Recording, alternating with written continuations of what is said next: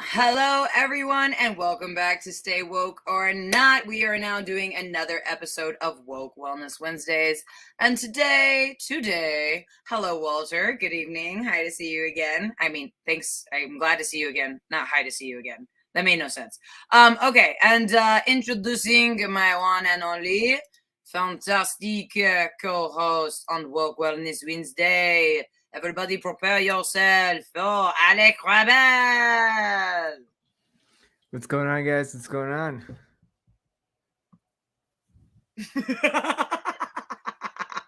Are they supposed to answer to what's going on? What's going on? Sure. Okay, what's going on? What's going on with you? Welcome back. Hey, what's up, up? co-host? All right, do you want to introduce the main squeeze of the day? Today, ladies and gentlemen, we have none other than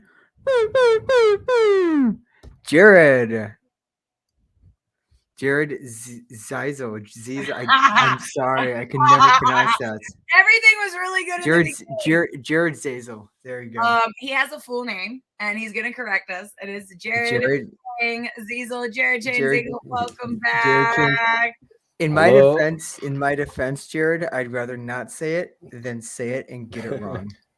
I heard just the Jared, and I was like, oh, like he doesn't want to mess up the name. No, because like I'm so bad at pronouncing some names and I'm so bad at pronouncing some words that like I avoid those names and words just to avoid the embarrassment of mispronouncing. I've been in that situation myself. Same, but my name has been mispronounced since as far back as I can remember, so it's all good. I like to hear, sometimes people add like new like letters in there. I get like B's and K's. So wait, what do they say? Now I'm curious. What? It'll be weird. They'll say like pronounce it like Zykel or Zybel. Zykel? Oh, yeah, interesting. And maybe it's just the fact that there's two Z's and that's like a little peculiar, I suppose, and they just don't want to pronounce it like that. But it also breaks the I before E rule, so I let it slide. Honestly, English rules, I could take it or leave it at this point. This is true. Just to give everybody a little bit of background, this is a part 2 episode of episode 1, where Jared Chiang-Zeizel is an award-winning author of A Field Guide to Lucid Dreaming that you can get on Amazon. And yes, your auntie is here, my darling. Okay, she already got the book. She could probably attest to what's in it. And maybe we have some viewers that probably went on a lucid dream trip, which we are excited to hear from you guys. Again, I did get a DM from that guy who I gave advice from in Lucid Dreams. I got a DM from him and he thanked me, and I was like, "Oh, that's a little cool interaction." Cool. So wait. It's always good to hear back from like the void that you are yelling into. Well, because it's like I gave that advice based upon my own experiences as a lucid dreamer, and I was like, but like after the stream ended, I was like, I don't know if that's gonna apply to him because like everyone does it differently. You guys have a lot of 5-star reviews. Fuck yeah, like 76%. You know what I mean? Thank you. Yeah, so I just wanted to give everybody some oh my God, I love this. I'm pretty sure I bought that book. I'm pretty sure I bought that book. I'm pretty sure I was here when you bought that book to attest that you actually bought that book, unless I'm losing my mind as well. And then we'll need Jared to guide us in the dreamscape. Okay, awesome. Alec, would you like to take the first question? Yeah. All right. Yeah, I would. So could you briefly describe the history of dreaming? Sure. So basically, as long as humans have been humans, we've been dreaming. Everyone dreams, save for maybe some, very rare medical condition or like brain trauma. Mm-hmm. But everyone has dreams, whether we remember them or not. So humans have just been having these nighttime hallucinations essentially since, the dawn of humans. Mm. But sort of, more culturally, in earlier civilizations, people would, they would give a lot more attention to dreams. They would talk about dreams, in the morning around the campfire. if there was sort of a spiritual element to the culture and there was a shaman, they would often look towards dreams, because also at that time, like, people have a very sort of, they'd have a limited understanding of how the world and how the mind and body like technically work. So if you're having these like visions at night that are extremely vivid and emotional and like sometimes profound, they're going to be like, oh, maybe it's the gods talking to me, maybe this is some sort of other realm I enter. And so if you look at a lot of sort of, especially like indigenous tribes and communities and cultures, they put a lot of weight onto dreams. And even going through some of the more ancient Eastern religions, Hinduism, Buddhism, dreams played a much more kind of important role than some of the than just sort of some of the religious and spiritual practices we do today. Even like in the Torah, the Bible, like dreams show up, and depending on the sect and stuff, sometimes they try to push dreams away. It's been cast as like visions from the devil, but then some people say like, oh, this is maybe it's messages from God. So we've been in kind of relationship with our own dreams since we became humans. It's almost like this prehistoric relationship with our own minds that have stayed with us until today. Oh yeah, that's actually, it's like, if you want to get in touch with your roots, get in touch with your dreams. It's so crazy. That's so crazy. I was just talking to my friend about lucid dreaming, because I was like, what are some things that you would ask? What are some things that you would ask Jared because I asked her about if she knew what lucid dreaming was, and she knew. So I was like, what would you ask? Like, what kind of questions do you ask? And she's like, what's it like? So it's so interesting, like the concept of lucid dreaming, this like combination between, like, how did you say it? Nighttime hallucinations? Is that how you said it? Really? Yes, sometimes referred to like hallucinations, because we're nighttime hallucinations work, and I think it also almost like it almost makes dreams in some way like almost a little more clinical. Like dreams, it's a word used in many sort of metaphorical ways and stuff. We don't we can talk about the dreams we have and this and that. But saying like, oh, these nighttime hallucinations that we have, it kind of like almost clarifies it a little bit more. Cut some of the other stuff away. But lucid dream is so interesting when you take these nighttime hallucinations and your like during the day consciousness, and you combine them for this like almost like virtual like sleeping experience. And it's so I don't know. Lucid dreaming is just still so fascinating to me. I have a question. So I think my mom told me this, and all in all, she said it enough times to where I think my grandma told me this. So somebody told me, okay, I don't know who, but somebody, and then watch my family member walk in. You fucking idiot! It was me. But anyways, so essentially, back in the days of Caesar, they believed that by sharing your dreams.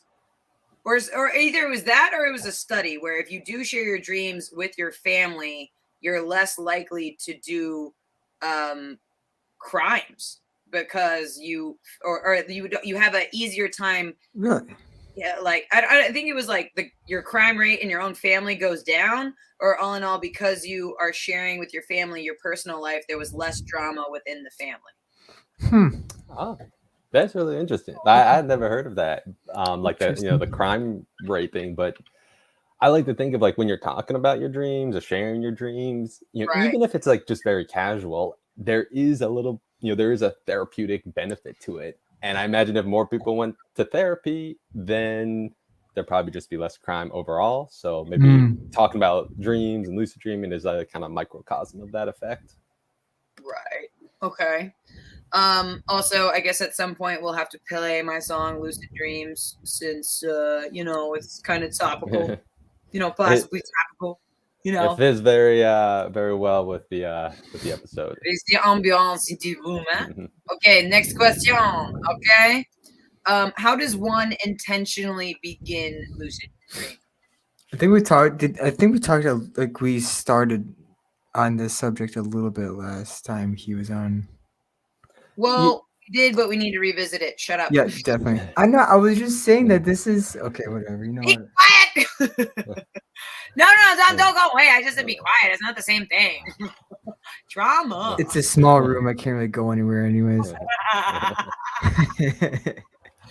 Also, everybody's setup looks really on point today. Well done, crew. High five. There you go. Oh, you I did feel it. like with like so many Zoom stuff these days, like I have to be like at least ready to hop on a webcam. But yeah, we did.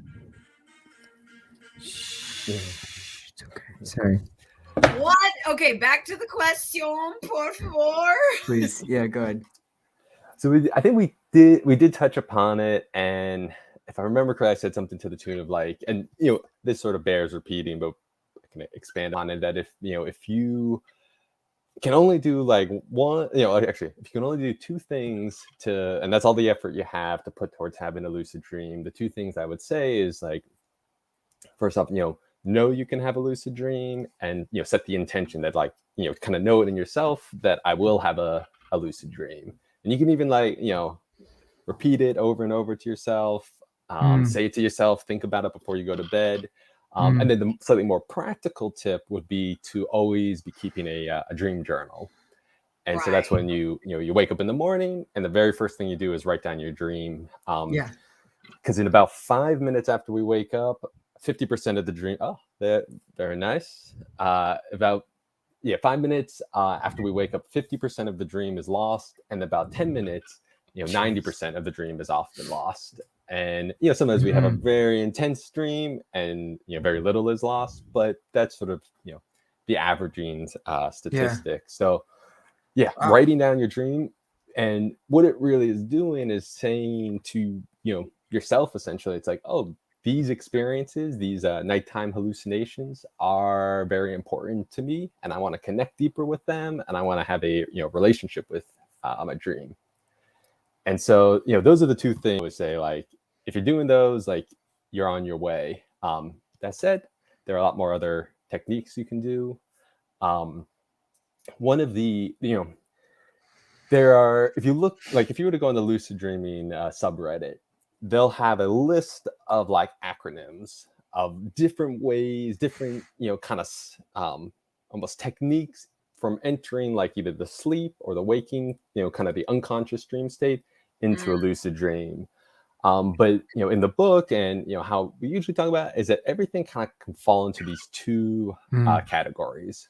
One is is a dild, D-I-L-D, and it's a dream-induced lucid dream. And the other is a wild, which is waking-induced lucid dream. And so wilds are a little more tricky than dilds. And basically the difference between the two is a dild, you are already asleep in the dream state when you become lucid. And then a wild is you are actually awake and conscious. And instead of sort of dipping into the dream, becoming unconscious, and then finding that consciousness, you just go straight, your consciousness never breaks, and your awareness never breaks. You just go straight into the dream from a waking state. And those become, those are a little bit more tricky, mostly because usually if you're like, all right, like, you wake up, or, you're going to sleep and you're thinking about having a lucid dream, and you're thinking hard, and you think about all the stuff you're going to do, you end up not actually, falling to sleep. And so if you're interested in having, a wild, I always say, like, get sort of poor sleep one night, which I also say you shouldn't, should always get good sleep. It's good for your health. But if you maybe actually on one of the nights where you don't get great sleep, try to take a nap the next day. And very frequently, if you didn't sleep very long, you didn't get enough hours in REM, you didn't get enough dream time. So during that nap, you might drift directly into the dream state. And because you're tired and your body's exhausted, it becomes just easier to sort of hang on to that consciousness as you kind of glide into the lucid dream. That's so interesting, because for one, that's just called sleep for me. For 2, it's whenever Well, lucky you. I gotta pull out an instruction manual. Sorry, go ahead. thought it would help me if the context made sense. I'm saying you're the one who's easily able to lucid dream, and everyone Yes. else here might not have the Well, no, capability. no. When I said that's how I sleep, I meant like I get really bad hours. Oh, I thought you meant because you're No, so able. Oh, okay. No.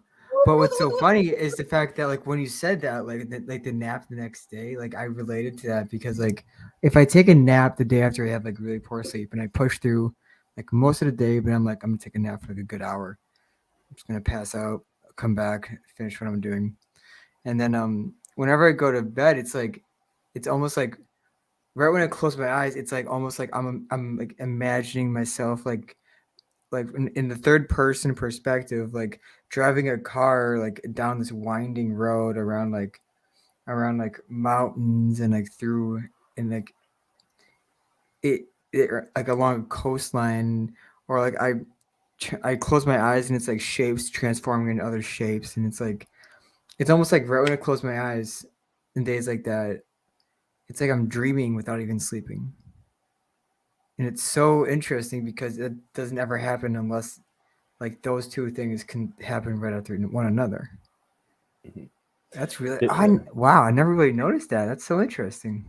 On the it's topic. Chasing time, days go. I'm so sorry.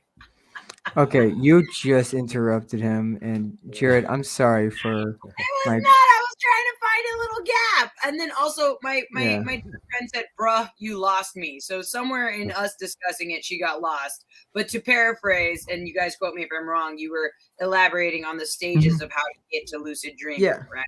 Well, no, Okay. I was talking about how I related to the concept of one of the things that Jared talked about, which was taking the nap after you had a poor night's sleep, which has happened to me, and I related to that. That's all. Yeah, and and I guess what we're talking about sort of stages a little bit, but mostly styles of having a lucid dream and how you get into it. And to kind of in case this part was confusing, the two sort of styles that we talk about are dialed, the dream-induced lucid dream, which you are already asleep and in the dream state, and then you become lucid, or a wild, which is awake-induced lucid dream, which you're awake. And without going into an unconscious dream or subconscious dream, you go right into the lucid dream state without any kind of break in your awareness of what's going on. What's interesting, what you said about talking about like kind of going along the coastline and sort of the visuals of the wild is like from everyone I've spoken to, everyone kind of has a slightly different visual almost cue or experience during a wild. Like for me, it's like I go through this like purple like tunnel, or maybe even a funnel. Like and I just go through it, and then it kind of closes in, and then all of a sudden I'm in the dream, but usually it snaps for sure. It's super interesting. One of the things I guess the only like relatable or like even close to accurate example I can give is when you drive in like GTA, like especially GTA 5, that perspective of when you drive, that's what it looks like when I visualize it. I know the exact like perspective you're talking about. That's exactly like how I see it, and it's so interesting because it's like I'm not controlling the car, I'm just watching it happen. Like I'm not making it turn left or right, or like I'm literally just watching it play out. It's like watching a movie. That's it. It's so interesting. It's so interesting. It's so weird. Crap! Welcome to Stay Woke or Not. That's my childhood friend here for Lucid Dreams. Weird. Wow. Cool. Jared, you brought together. Not only have you sold 2 books, but you brought together 2 old friends. Oh my God, Jared, you're so powerful. When are you gonna do your Oprah talk? Okay, just tell us. Just tell us. Well, it brings me more joy about bringing people together than it does the book sales. So. Good. Okay. Okay. Wait. Actually, Sophia, since you are here, and how this even topic came up is because oh no, we started talking because I said, hey, I have a song, Lucid Dreams. He's like, how bizarre. I wrote a book on that. I'm like, how bizarre. You should be on my show. He's like, how bizarre. I'll be on your show. And then how bizarre. Okay, everybody. This song is mine. And it's called Lucid Dreams, and it is now on Spotify. I wonder where you went through the light early nights, 'cause summer's gone again. So I heard there was some place to go. Could you die and live like way down? So the day when it comes, don't be afraid when you're not. Got you on the mind. Under the spell, get out of your head. You know you want something right. And to live on is a little bit far. And stay so far. Look in the sky. In my head, it's make believe. Not like it, my lucid dreams. Life's not quite the way it seems. Not like it, my lucid dreams. In my head, it's make believe. Not like it, my lucid dreams. Life's not quite the way it seems. Not like it, my lucid dreams. In my life, wandering the earth. Everybody. Be here with me, believe in you. Inside the light. When it comes to be afraid when Okay, I just wanted to play a little bit because it was topical. I just gave you a topical intro. Okay, everybody, that's Lucid Dreams. It's me on Spotify. It's real. It's crazy. It's crazy real. I got a plaque on the wall that says I'm cool about it. It's fucking dope. I didn't graduate college. I got a plaque, okay? Yeah. From Walter, my dreams are all over the place, but I think my friend did. He told me he had a dream where he was in a casket 6 months before he passed away. Whoa. Whoa. That's a cliffhanger after a song intro if I've ever heard one. Bro, you can't. Who did this? Bro, Walter, dude, homie, listen to me.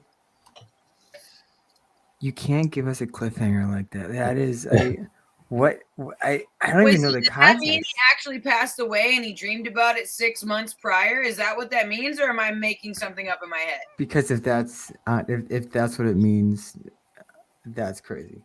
Well, then, all in all, like, he had a premonition of what was to come to fruition, right? So, Yeah, that's insane. power in dreams, and I brought this up last time, and we all kind of possibly know this, is that Aborigines in, Australia believe that your dream life is your real life, and as far as the rest of the society at large, we're not really in tune with that. So, I don't know if it's true.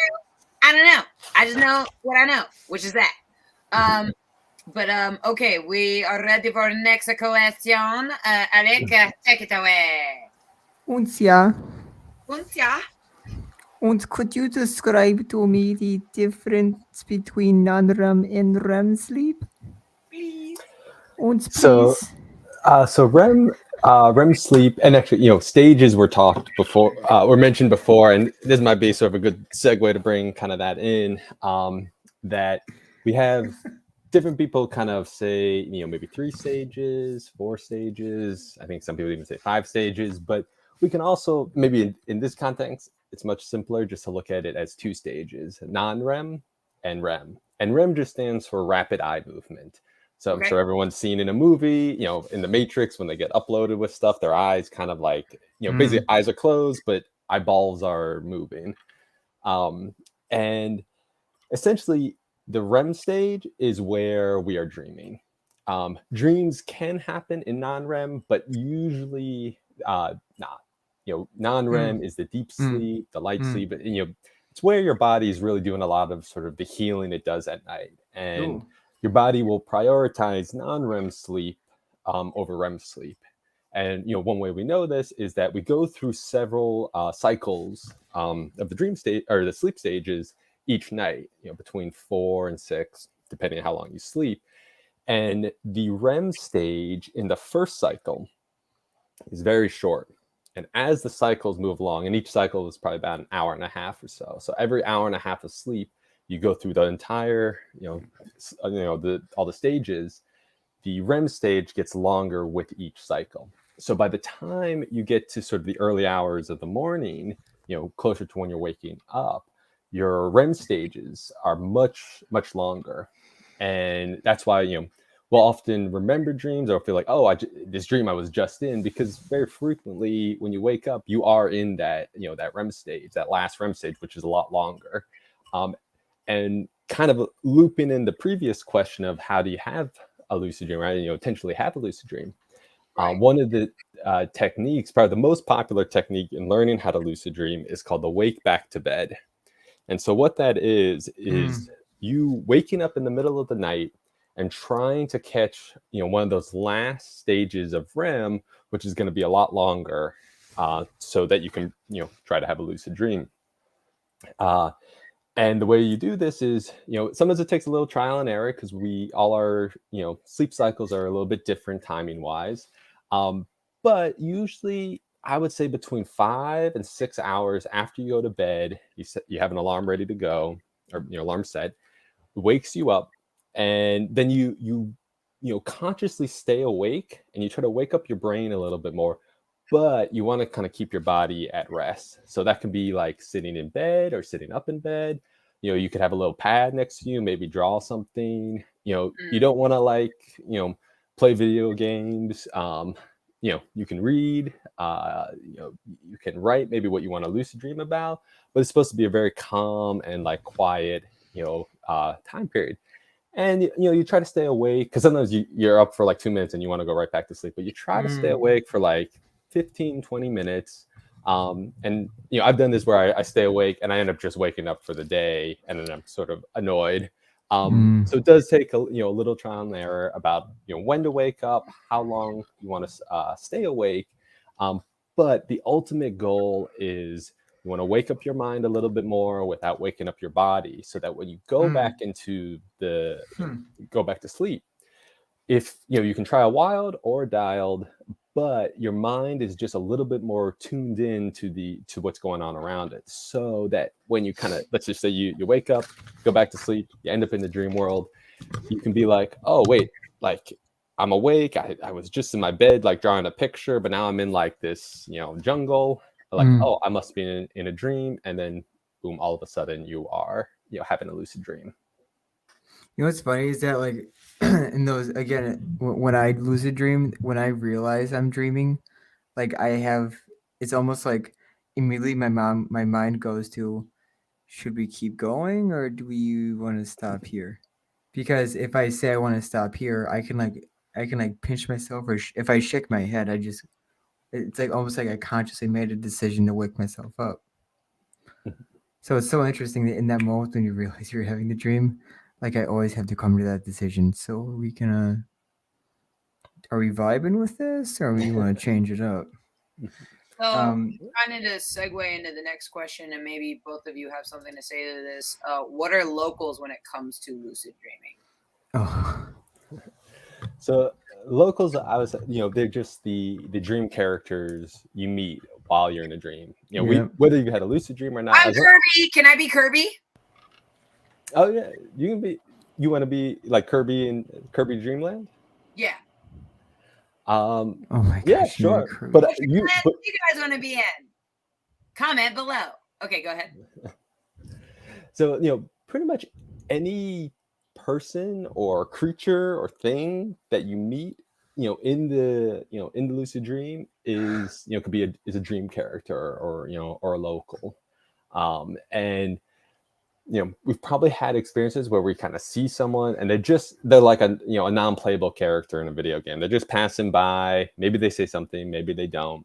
Then there'll be the people you actually interact with, and sometimes you might get something, but maybe they just say something, kind of keep moving. They're maybe the non-playable characters in a video game that you have to get a task from. But then there'll be these other dream characters that, at least I like to think, they're a little bit more direct, just a little more in tune with what's going on in your subconscious, because they'll sometimes have a message for you, or they'll act as some sort of kind of guiding force or guiding character. And so this would be, if we're going to continue the video game metaphor, these are the characters that you team up with.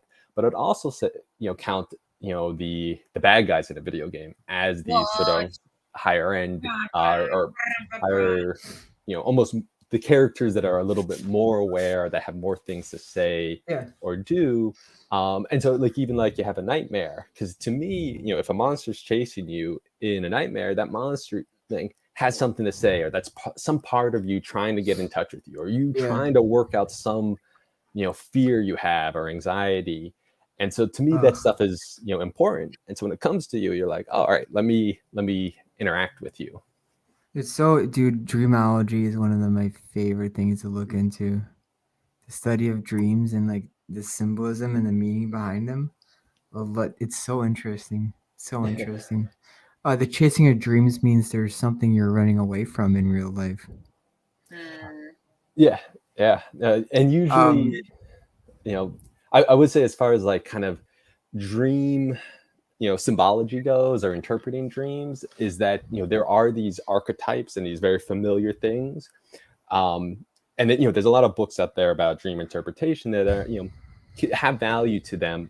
But I would always say, whenever you try to interpret your dreams, you always ask yourself the question, what does this mean to me? Because a snake has a lot of symbology of being evil, but maybe you grew up with pet snakes, and actually a snake is a friendly figure. Mm-hmm. Right. Well, yeah, I do like how you specified it to me. What does it mean to me? Because what it means to you might be something that it means to somebody else. Right. To him or her or they or them. It's all about how is it relevant specifically to you, and how does this or that relates to your life? Because again, like you said, symbolically, snakes are not a good thing. But again, if you had a pet snake and you found comfort in that as a child, seeing a snake could be a safe place. I have two questions. I got two questions. I don't know if you guys have heard this, and audience, feel free to chime in, but I was told, or when I did a dream interpretation, that the different parts of the home are different parts of yourself. So for some reason, I think I was stuck in the basement and couldn't get to the roof, and I'm stuck there, right? And then what does that even mean if I can't go up a level, right? Or maybe in a different dream, now it's a 2-story thing and I'm running away from something, but I'm not feeling safe in the house, right? Yeah. And then the other question, just because I want to get it out of my mind. I'm sorry, I have ADD too. No. I just figured out what it could mean. Go ahead. Okay, go. Wait, last one. In Native American culture, owls are usually an indicator for death coming, or death appearing, or something majorly going to shift. Yeah. And then does that kind of apply in a dream interpretation world? I find it so interesting that death is always represented by a bird, crow, owl. Raven. Raven's mm-hmm. Kind of cousin of a crow, I guess. So. Yeah, I guess. Well, they're both black birds, so it's both the black, intimate, mean-looking birds. Yeah, vultures. Can I try and interpret your dream real quick? His dream. My dream. Your dream. My dream. Yeah, go ahead. How many stories was it? The house? And one of them, it was two. It was a double staircase kind of thing. Okay, so there were multiple different times you were in a house? So either I was in the basement and I couldn't leave the basement, or all in all, I'm running away from something and now I'm trying to find the stairs. You get me? Yeah. So the not being able to leave the basement and not able to get the roof is you feel stuck in life where you are and you're not able to get to where you want to get to. Okay. And the thing blocking you is a barricade, or it's something that in real life is holding you back from being able to reach your goal, which is the roof in the dream. Well, damn, I'm glad this dream was years ago, man. I was just trying to do a little recall. It ain't nothing new. I know. It's just. And guess what? I got a security lockbox, if anything, so I'm fine. So it was more like not that you need to hear it because it'll change your life. It was more the way you were describing it. like was so specific to like the way that I was also seeing it in my head. As you were describing it, I saw it in a way of like you're desperately trying to get out because you're stuck and Sure. you really want to get somewhere else. And I know that when I really want to get somewhere in life and there's something in the way, I will do whatever I can to bang through that barricade. And that's all I could see in my head. So sorry, we're getting off track. No, I think this is great because I would co-sign on those those sort of interpretations of the dream.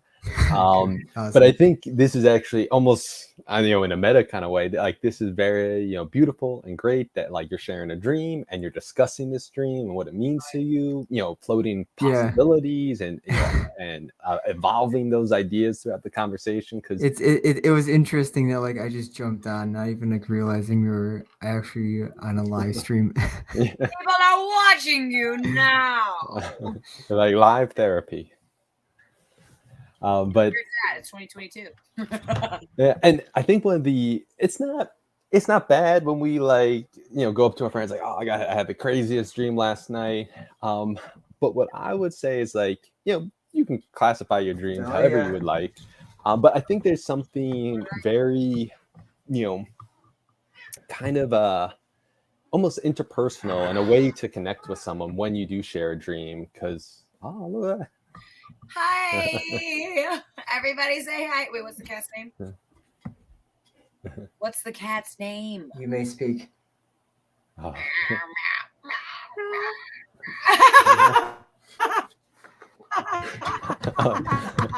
I broke the connection. That's my cat, June. June. I said you. And it's actually May the 4th be with you today, everybody. May the 4th be with you. Thank you guys so much for tuning in. She did not appreciate that comment. Oh my god. She was like, Do you know how many June puns I get? Do you have any idea? And then wait, I'm just curious. Do you have anything to talk about the owl? Yeah, oh yeah, that's super interesting because I've heard the raven and crow, but I've never heard the owl, so that's interesting. Yeah, I'm one of the 3 authors of the book, and I don't know what like brought us to this topic of conversation. This is like 10 years ago, but we all have our favorite animals, and one of the author, Thomas Pizel, his like animal, I don't know if he classifies it like a spirit animal or anything, but he's very connected to like owls and owl symbology. Okay. And not that I think he's got a lot of like kind of connections to death or experiences with that, but I think I'm supposed to talk to him this weekend, so I'm gonna ask him a little bit prying to his owl symbology a little bit more. Okay. But I think in kind of going on this kind of like interpreting dreams and sharing dreams, I think it's great doing that in with your friends, with your family, over the dinner table, over maybe even over the breakfast table is probably better, because in the same way at the dinner table we share our experiences throughout the day. Kind of at breakfast, if we're not rushing, we could share our experiences of the night, and there's things I think Dahlia said that the Aborigine Australians would say that your dream life is your real life, and I would agree. Whether you want to apply kind of a spiritual element or religious element to it or not, in the dream world, you are having these experiences, whether it's hallucinations or you going off to a different realm. They're still happening to you. They're still emotionally potent.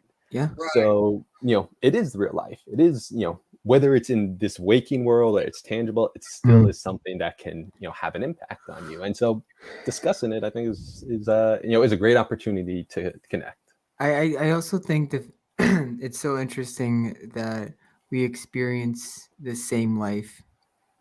And this is gonna get a little meta and a little deep and a little bit weird, but Don't get meta on us. It's so interesting that like we experience this real life when we're awake, but then we're still experiencing that real life as an experience when we're asleep. It's not just like we're experiencing sleep.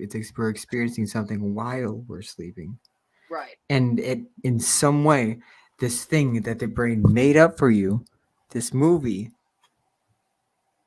has all these connections to your real life out when you're awake.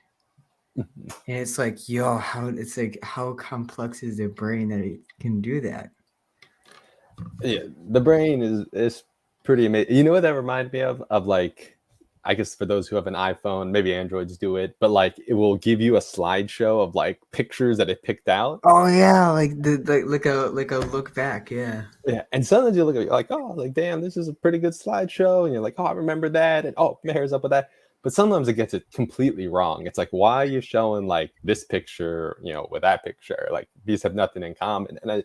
And I think dreams are kind of like that. Like sometimes like your mind is setting it up for like, this should make a lot of sense to you. But sometimes, I think I wouldn't say it gets it wrong like the iPhone, but sometimes it's just maybe a little, it's burying the lead a little bit. It's a little too metaphorical. Yeah, no, I totally get it, Jared. I hate when it shows the dick pics right before the family portraits.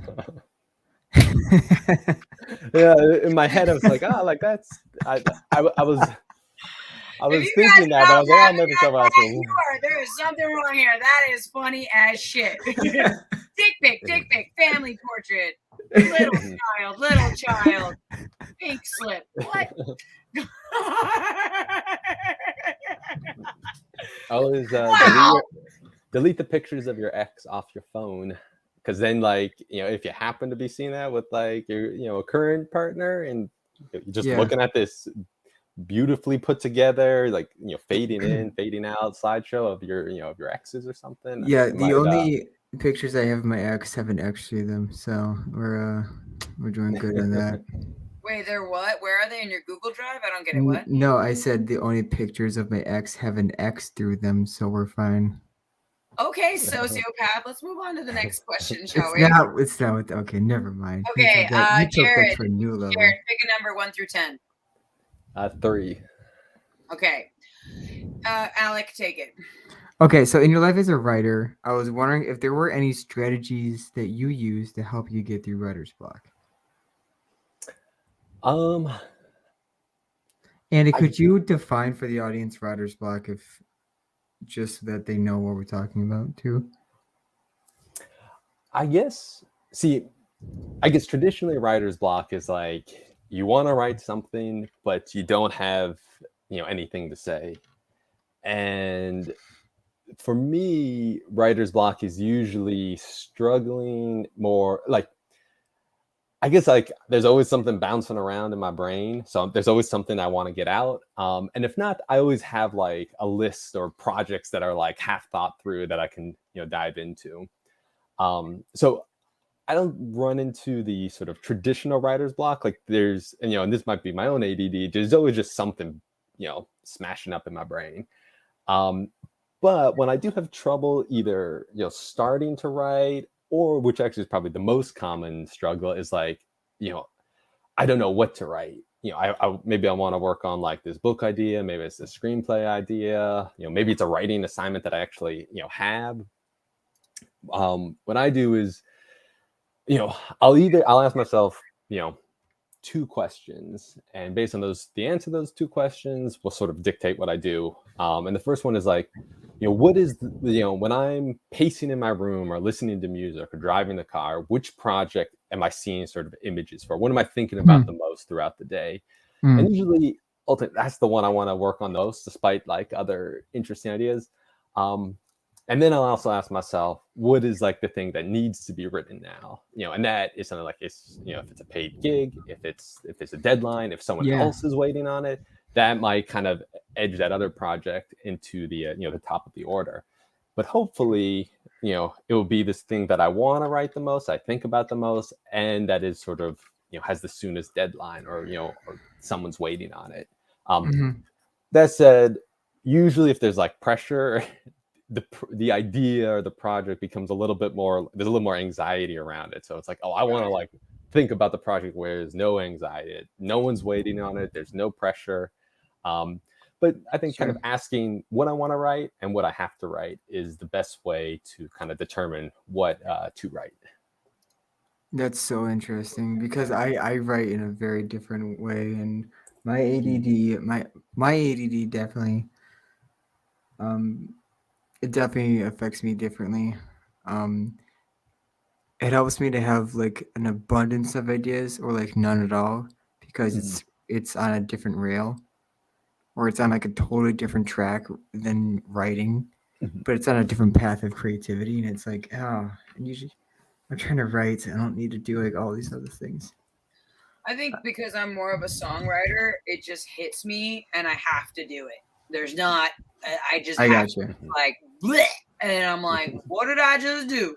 Apparently, words came out. You know what I mean? So for me, as a writer and someone who's more into the music realm aspect, it's more short form. I'm not really thinking of an elongated narrative usually. So it just kind of hits me, and then I gotta just commit. Mhm.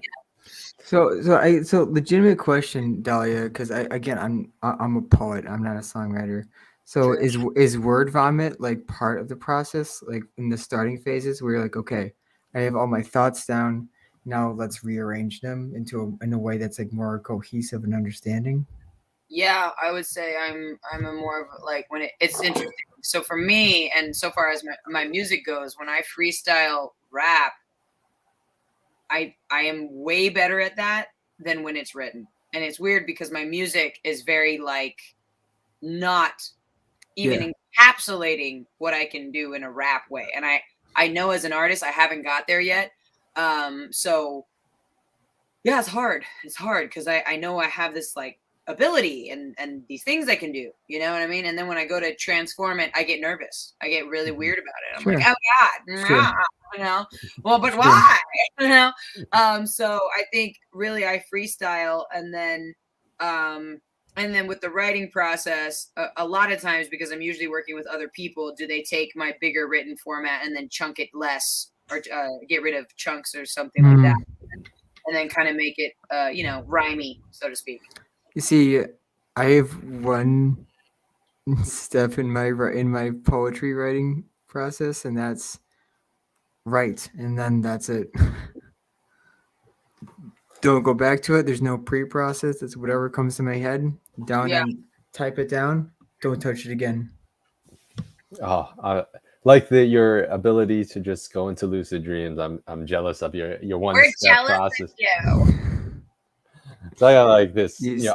I'm much, more closer to Dahlia, in that there's an idea, like I do the word vomit too, like Mm, whatever the mm. idea, and just like it's like, oh, like all the stuff, let me just get it out, and then I'll like be like, oh, I need an outline, and kind of go through some of the ideas, and then I'll be like, all right, let me have like a solid outline, and I'll actually write this thing, and I'll get like partially through the outline and just get like frustrated. It's like, I'm just gonna write the thing, and then I'll write Yeah, it, and that will just be yeah. another mess. And then after all of that, then I can sit down and finally actually like start to do a proper See, like, outline. I'm jealous of your grit and tenacity to really fulfill the rest of it. Like, for me, I just like vomit. I'm like, oh, well, we're done now, right? You know what I mean? Well, so Wait till I get with the producer and he tells me to skim it down. You know what I mean? So, like, mine's like a really short lived process, like yeah. making popcorn, and you're fucking making a 3-course meal. You know what I mean? It's not the So same thing. I there's like a certain negative connotation when it comes to the idea of word vomit, and it's like no, as a writer, word vomit is almost like a necessary first step because you got to get all those random thoughts on paper so that visually you can rearrange it, and then you can make it into something that makes sense. And I think that oh no, I lost it. What's the next question? All right. Okay. This one seems a little. Let's go to the juice. Okay. Okay. Go ahead, Alec. Yeah. So you have done work with many companies, including Netflix, Disney, Discovery Channel, Popular Science, and this is just to name a few.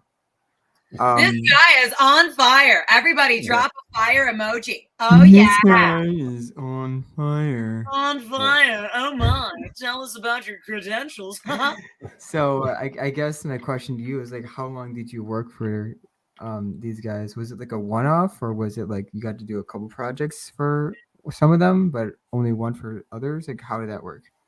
So most of like the companies or the jobs I've done are either one-offs or like a couple offs. Essentially I've been freelancing for like, I don't know, a decade at this point. And actually I'm in the process of trying to get out of freelance because I love it. I love making my own schedule. I love the flexibility, but like it's exhausting. And like someone's like, oh, it'd be great just to, I'm also getting a little bit older. Like I just want to like focus, on something, one thing at a time.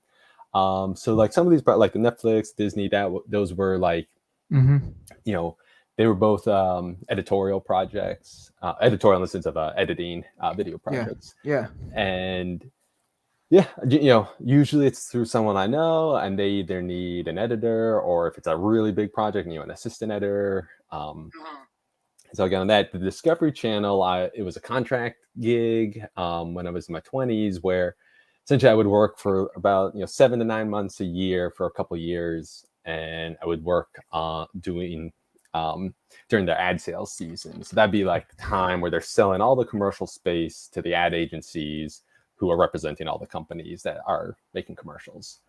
And I don't think I've actually worked for Popular Science, but I have worked for Science Channel.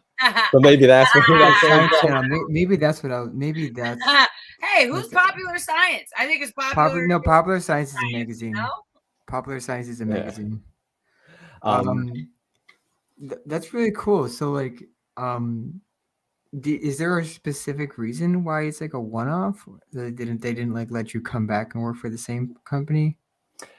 Usually, at least in my case, it's my point of contact is also a freelance that maybe they're on like they're just worth this company for maybe a couple months. And so they're the ones kind of pulling me in, and if they move on to a different project, they might pull me in again, but it'll be for a different company.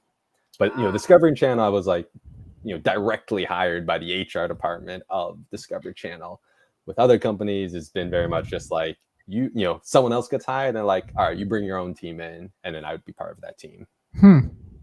So to kind of circle back, because I guess we did all in all, yes, guys, this is a part 2. We were trying to recap Lucid Dreams and then go more into Jared. That was kind of the idea with this episode. Sophia wants to bring it back on the sleep topic. She works with kids with ADD, neurodivergence, and 90% of them have difficulty with sleep, falling asleep at night, and staying asleep through the night. Have you found anything in your research to make sleep more peaceful and restful? Well, I have advice for something that's been helping me lately, but you go first, Jared. When it comes to sort of sleep science, like this is talking about, I'm less of sort of less knowledgeable than I am about like dreams and lucid dreaming. I do know that one thing I guess with like ADD and just myself is like it's just a busy mind. It's I can't go to sleep because I'm not letting my mind stop. And so stuff like meditation and the various wellness practices, or listening to sort of guided meditation. I also listen to like ASMR stuff. There's anything, sometimes even smoke pot, because it's all stuff that just brings the noise in my brain down. I don't know how old these kids are, so don't suggest to them to smoke pot. No, I don't. I think ASMR is a little bit more okay. Yeah, also I would recommend being very PG about what kind of ASMR you do, because there are some not so PG. We're trying to keep the PG answers for the PG question. I know. I'm just saying, like, further into the whole, like, what I would recommend for kids. If it's ASMR, do the right kinds of ASMR. That's all. What's really fun? It's like this. This past week, like I mentioned ASMR, and they're like, "Oh, like the sexy ASMR." I'm like, "Wait, what do you mean?" Like, I just want to hear. Like, I'm not looking at anything. My eyes are closed. I'm just like hearing the the voice. Right. And I guess maybe like a sexy voice is nice. Oh no, Jared. I But think like I know about this. I did, so I We're looked up now what getting these. really sleepy, and as your eyes begin to close, you will now envision the rest of what Jared has to say. I'm sorry, Well, Dahlia. Let me see if I can find this video, because it wasn't intentionally ASMR. It was more guided meditation, but we wanted to try this sleep experiment a couple of years ago. Myself and the other author, or more, 8 years ago, and for maybe like 10 minutes, I do sort of an ASMR guided meditation to kind of, and it's specifically for awake back to bed. So it's for that time period when you wake up in the middle of the night, you wake up your mind, but then you kind of let your body drift off. And if I remember correctly, it was successful, and because we tried to be as scientific about it as possible. And we actually had like a college student kind of join the team and run like an experiment thing. But yeah, I think, kind of going back to the original question, whatever, maybe asking the kids of like, what calms your mind, what brings everything down, and trying out different things, which is not I think I have an answer for this. So sometimes when I really want to go to sleep, I don't know if you guys believe in the frequencies and the hertz, but there's certain frequencies to fall asleep to. And as far as binaural beats go on YouTube, so like 528 is like a heart healing one. 920 something is a full body one. Or, so it's like 528, 921, or 888 or something like that. So I'm very into numerology. You guys can look at my tattoos. I'm like heavy into it.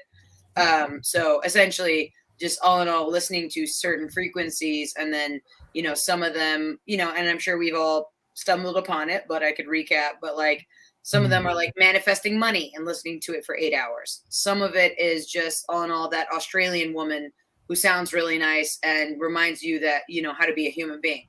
There's that chick.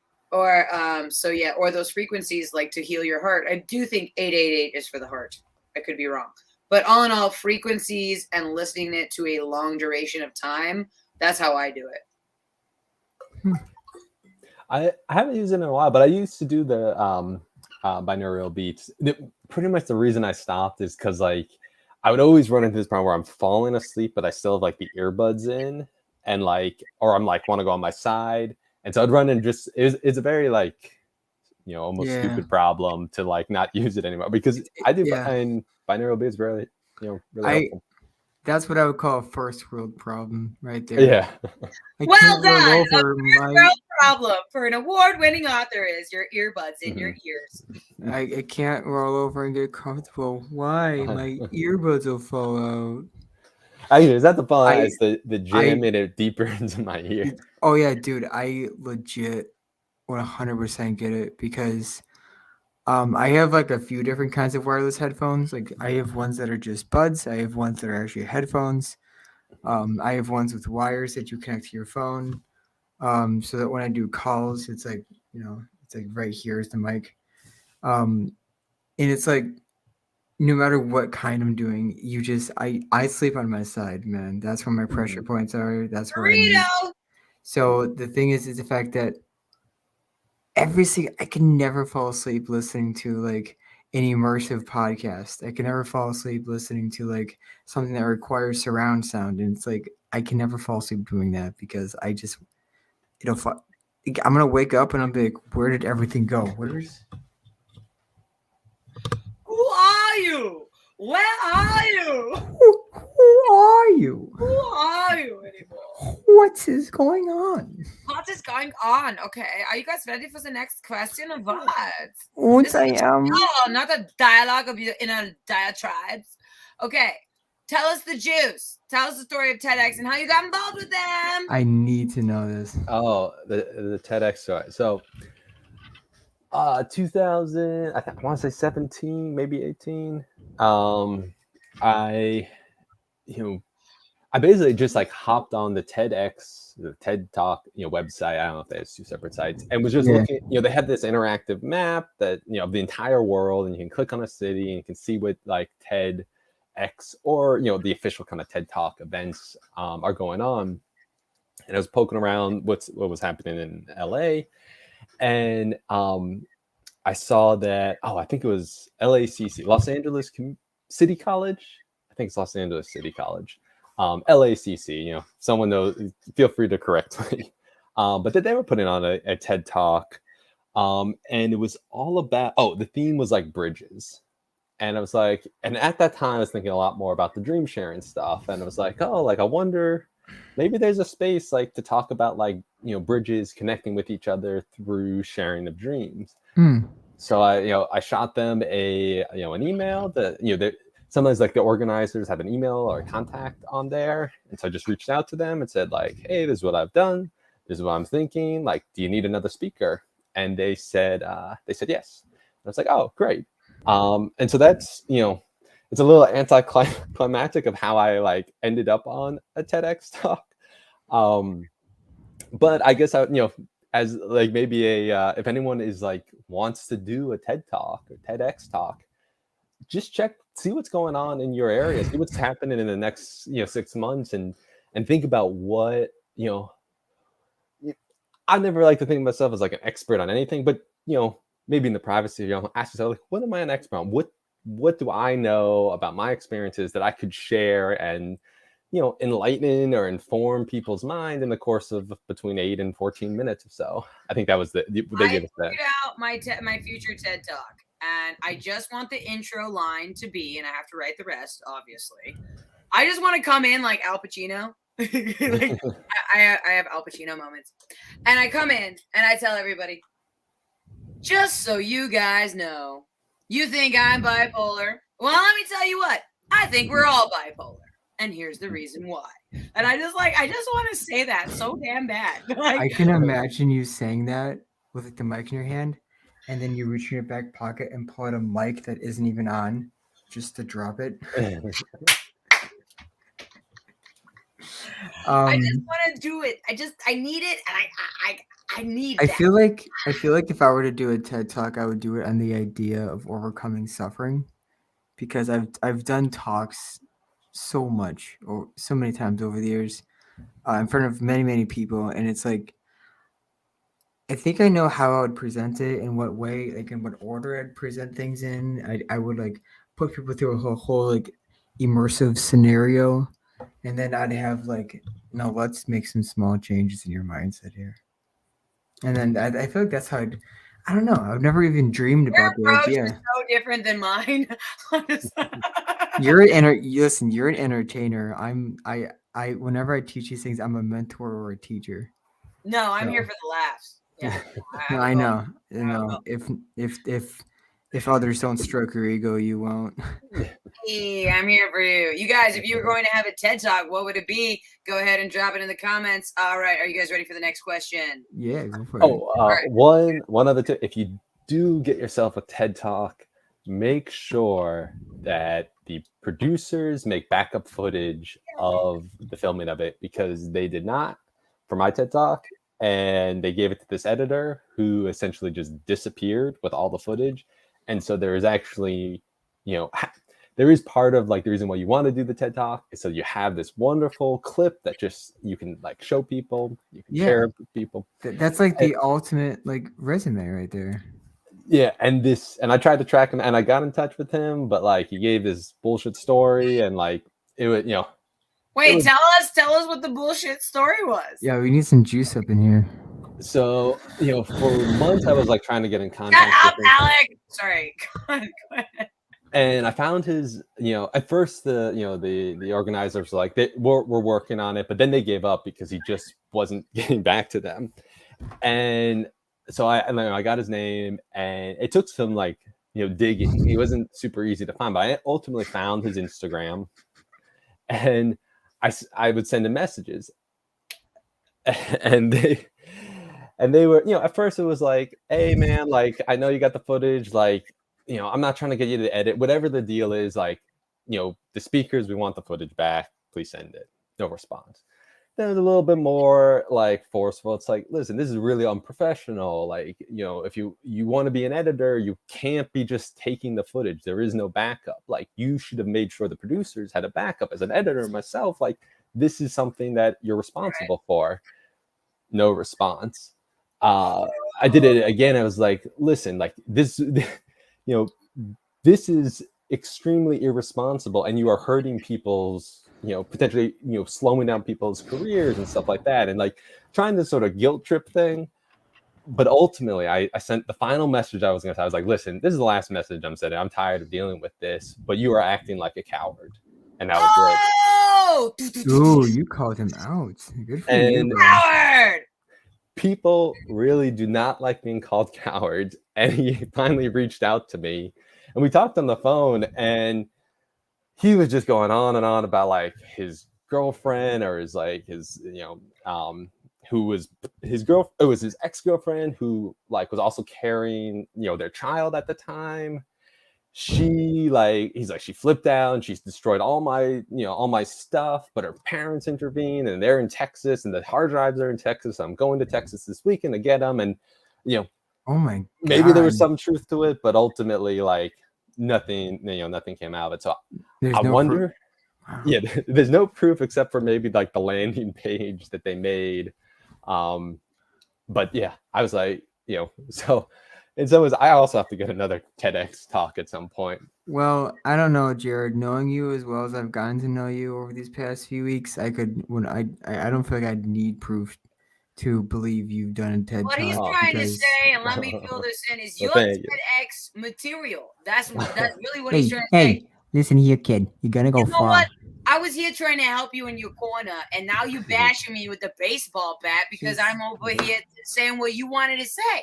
All I'm saying, he's gonna go far. That's all I'm saying. He's gonna go far. I was with what he agreeing with has. you. I was agreeing with you All right wholeheartedly. then. I All was right putting my then. whole heart out there Hey. saying, yeah, you're right.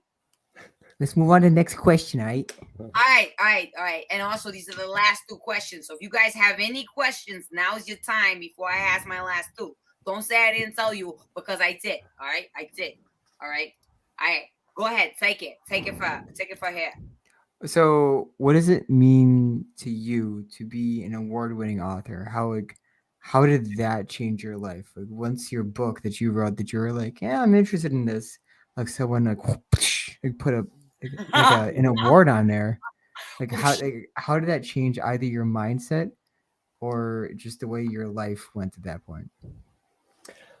I guess of all the words, the word that probably changed my life the most was like author.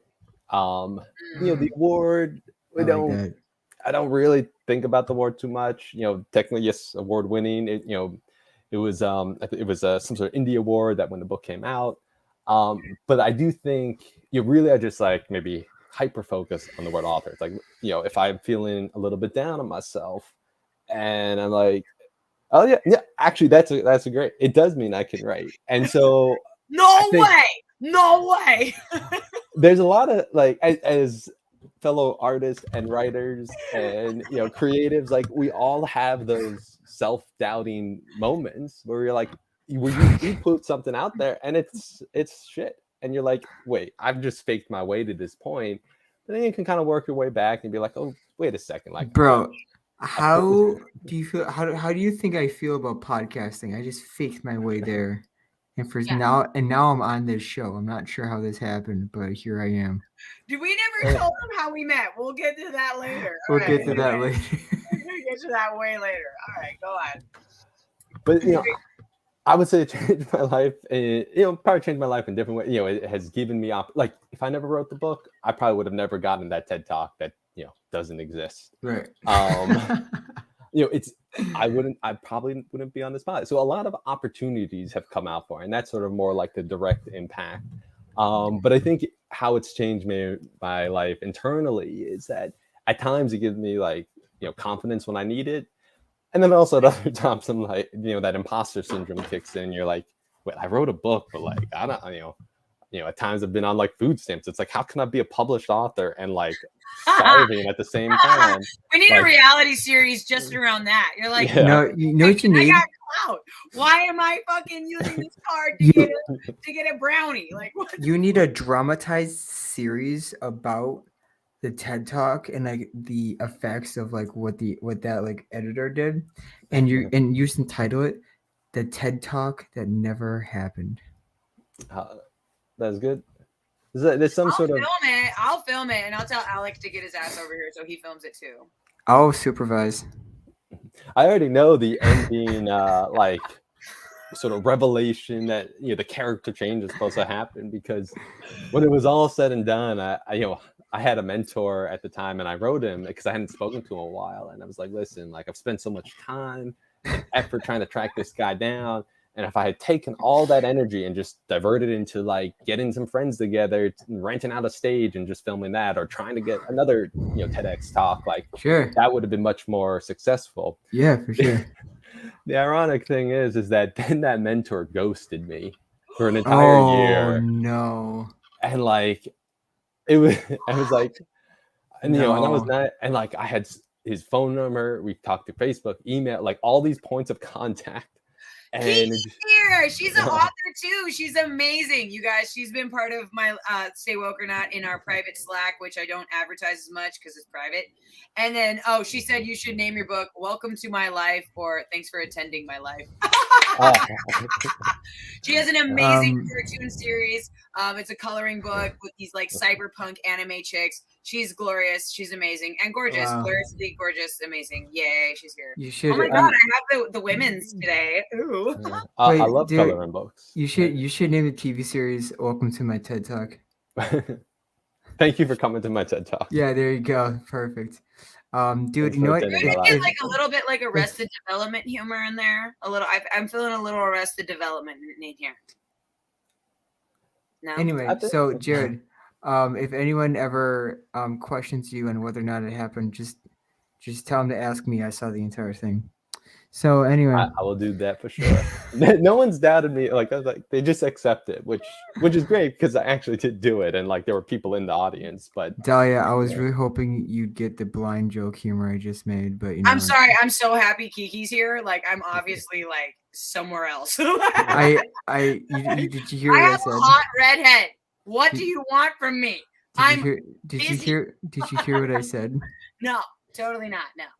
I said, Jared, if anyone questions you on whether or not it happened, just tell them to ask the blind guy because he saw it happen. He saw the whole thing.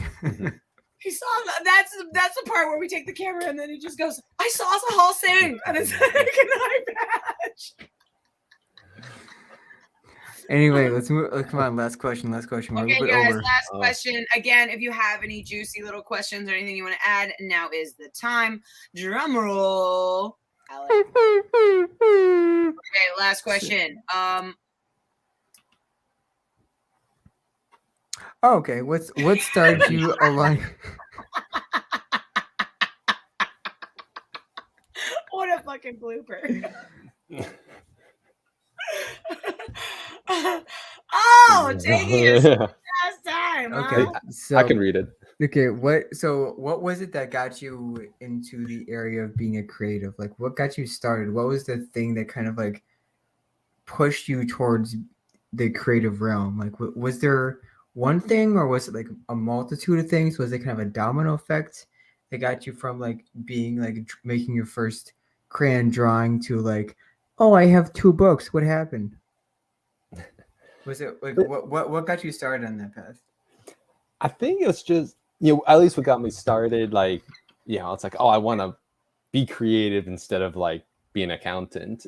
Like, I think it was like, I just liked it. I just liked the, I was a very imaginative.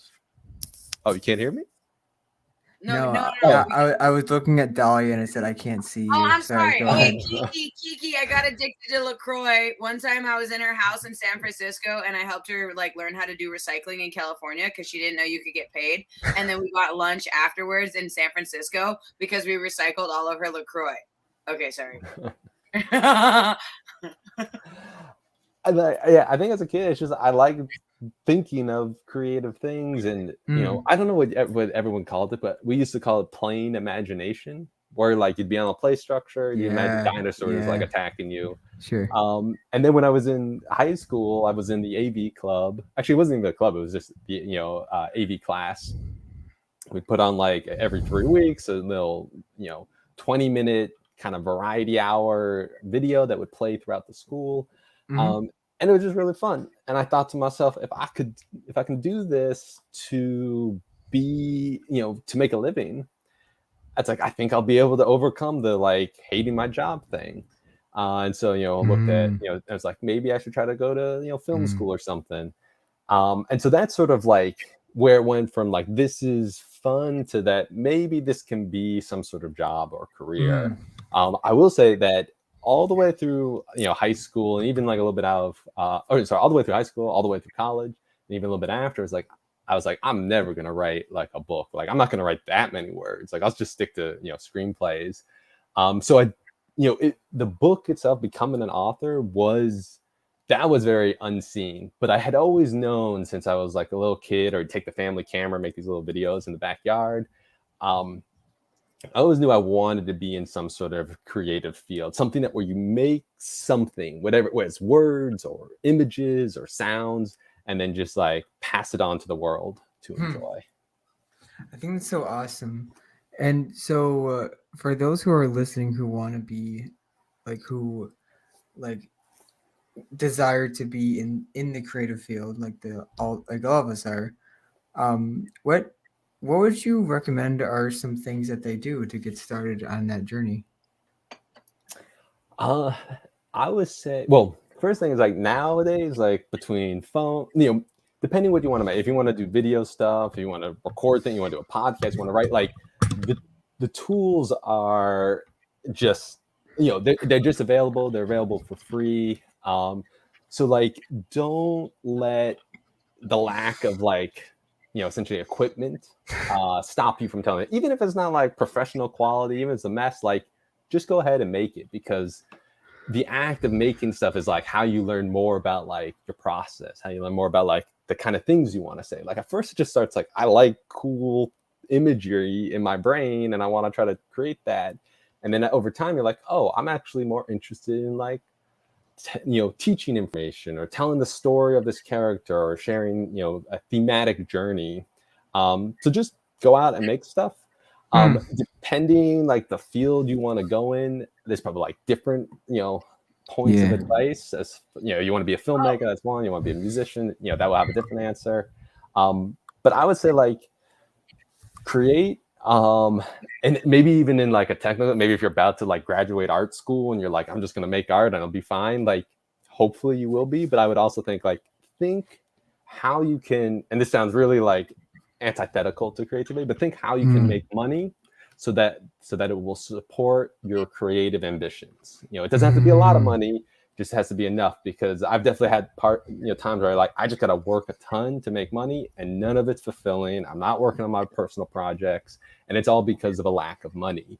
It's an endless problem that it's an endless cycle of just like inconveniences. Oh, it's so back into their real life. I mean, who does that anymore? But I feel like if you didn't have to work for your dream, would it really be worth it that much, as much as it is when you have to work for it? You really think those celebrities that were born into it have any idea what to do outside of the life that they've been given? Probably not. No. Okay. Oh yeah. Poison. Point and kiss. Yeah. Point and kiss. Yeah, you almost had it twice, Dahlia. You were like a point and kiss. Point. Anyway. Also, Kiki has a question. Old Kiki, what is your question? You love me. Do you got another question? Yeah. All right, here she goes. Does lucid dreaming ruin dating, given that you can encounter the person of your dreams anytime you want? Okay, wait, hang on, stop. So I fucking love Kiki to death. Do you see why? Do you get it now? You get it now, right? Is that a reference to that? Like, is that a reference to that pickup line? Like, you look familiar. Are you the girl of my dreams? Okay, we could go with the first half of the question. But also, like, there's everyone you see in your dreams, like no matter what your dream was or when, everyone in that dream you've seen before, because your brain doesn't have the capacity to just generate a whole new person like from scratch.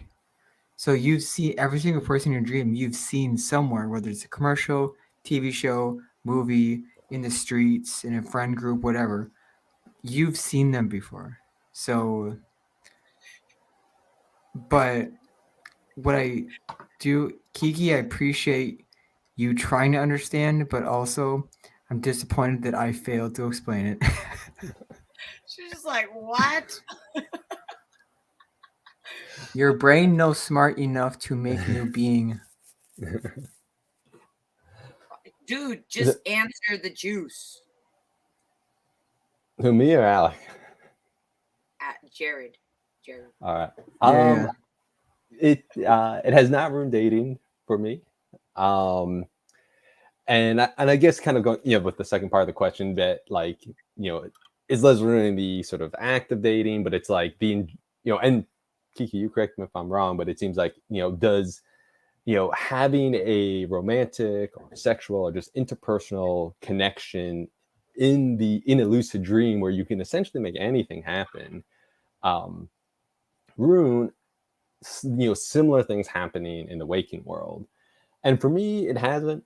For most people I've spoken to, it hasn't. There are these cases where you hear people, they're very depressed in life, and they just go into their dreams. They become lucid, and that's where they have all their fulfillment, all their excitement, and then they don't want to wake up. That itself, as even if you're a great, like, amazing lucid dreamer, you can do whatever you want. You're like a god in your dreams. Like, that will probably not happen. I think cases like that involve, sort of severe depression, lack of sort of fulfillment, maybe just a lot of dog-faced people. Dahlia, was that a sentence with words I could understand? That's Kiki. It's not me. It's Kiki. Is that sausage fingers, dog face You're people? making a joke on how you can't make these people up, and then yeah. Oh no, I've seen him before. Well, there's have you seen Everything Everywhere All at Once? Is that like a movie?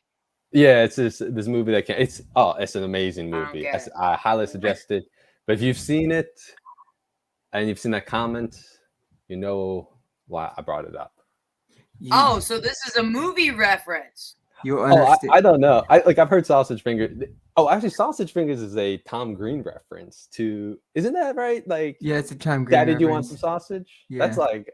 She wants to see the movie. Okay. Yeah. Oh, go see it as soon as you can. I'm dying to see Kiki. What's that like? Kiki doesn't know that you're partially blind. How would she know that? No, that's the funniest part, is the fact that it was funny and she'll never get it. I want her to at least get it. Michelle Yeoh is everything. I co-sign that statement as much as you can. I like that. I co-sign that. I like that. Can I? Is that creative copyright for me to start saying that? I definitely took it from someone else. Okay, guys. Take it, run with it. It's all yours. He was making a joke on Kiki. I can't see. Can you please put it in Braille?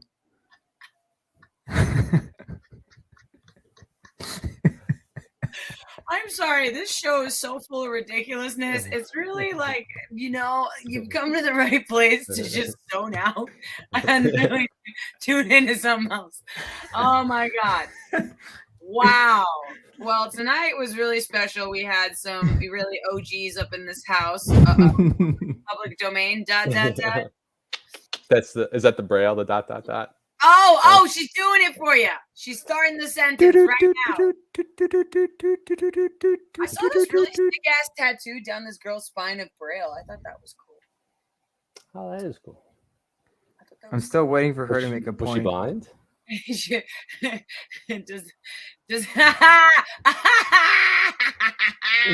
You know what? like I would hope that in addition to the Braille tattoo, that they did the 3D tattoo stuff where they insert like little ball bearings, because if it's just the ink, an actual blind person can't read the Braille. They need to feel it. So if you Right. got those little like metal ball bearings, I don't know if you've ever seen them. People like get it like and it raises the skin. You could actually like make Braille on the back, which it's a lot of inserting of metal into your body, but Kiki, really cool. blind people only understand Braille when it has a southern twang. Are you able to do that for me? Oh, probably not. Well, actually, she's based in Virginia and spent some more time in the South. Not that she wants me to tell you her business. Oops. Here I am, just like, oops. West Like- Virginia. Like ... Bless Hey your heart. guys, guess what she speaks? Banjo. She speaks banjo just fine, and she put a dot before saying This it was is completely off the rails, and we are way past. I know. We went into the octagon of bizarre. You guys, thank you so much for being on Stay Woke or Not, joining us and sharing this space and being able to share deep, deep thoughts about the unconscious world. Do you guys have anything else you want to add? Guys, you might have been talking about lucid dreams today, and Jared, who's just dreamy. Oh, But That's true. It's true. We try to make sure people are dreaming. I want you to know that even if you don't lucid dream, you can still be conscious during your dreams when you live them out in real life. You know what I'm saying? I need you all out there living out your best life. Chase your dreams, and pretty soon you'll be lucid dreaming all day and all night. Yes. On that note, Jared, do you have anything to say to your peeps? I would say, well, first of all, thank you for having me back on. Thank you for all the very lovely compliments in the comments. And I would say that, one thing we talk about with lucid dreaming is that you're taking the awareness that you have in the waking world into the dream world so that you can interact with it. But I think there's also something that, where you can find almost empowerment in the dream world that, this world is your oyster. You can create what you want. You can, do things. Obviously, there's some limitations and hurdles in the waking world, but if you can find that sort of that confidence and that energy and just that creativity in the dream world, like take it out of the dream with you and then apply it to your waking life. Like if you if you need change in your life and every time you go to sleep you dream of the life you want, like then start to make the changes in the waking world. Take the enthusiasm you have from the dream into your waking life. I like that. I love that. That's great. On that note, one click is a dangerous thing. That means you might get it. All right, guys. Thank you guys so much. Believe in your oyster of dreams and do show up next time for a Next Woke Wellness Wednesday with me and Alec Rebel. Thank you so much, Jared. And everyone, as we bid you adieu, stay woke! Yeah.